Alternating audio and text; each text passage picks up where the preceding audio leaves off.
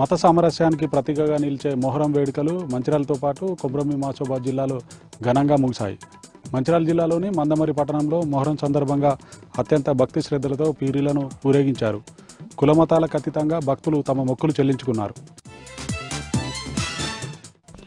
మంచిర్యాల జిల్లా కేంద్రంలోని కలెక్టరేట్ కార్యాలయం ముందు భీమిని మండలం చిన్నగుడిపేట గ్రామస్తులు ఆందోళన చేపట్టారు. తమ గ్రామానికి రోడ్డు సౌకర్యంతో పాటు ఇతర మౌలిక వసతులు లేక తాము తీవ్ర ఇబ్బందులు పడుతున్నామంటూ మంచిర్యాల జిల్లా కేంద్రంలోని బెల్లంపల్లి చౌరస్తా నుండి ఐబీ చౌరస్తా వరకు ర్యాలీ నిర్వహించి అనంతరం కలెక్టరేట్ కార్యాలయం ముందు ధర్నా చేపట్టారు.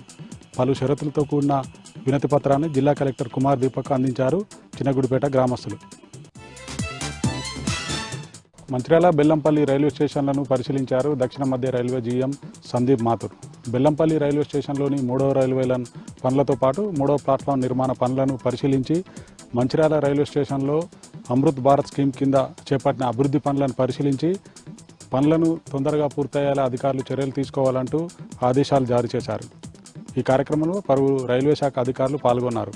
మంచిర్యాలలో పలు ఎక్స్ప్రెస్ రైళ్లు నిలుపుదల చేయాలంటూ స్థానికులు రైల్వే జీఎంకు వినతిపత్రం అందజేశారు. మంచిర్యాల జిల్లా కేంద్రంలోని ఐబీ చౌరస్తా వద్ద ప్రధాని నరేంద్ర మోడీ దిష్టిబొమ్మను దగ్ధం చేశారు. వామపక్ష పార్టీలకు చెందిన నాయకులు కేంద్ర ప్రభుత్వం తీసుకొచ్చిన 4 లేబర్ కోడ్లను రద్దు చేసి జూలై 9న జరిగే దేశవ్యాప్త సార్వత్రిక సమ్మెను విజయవంతం చేయాలంటూ నాయకులు పిలుపునిచ్చారు.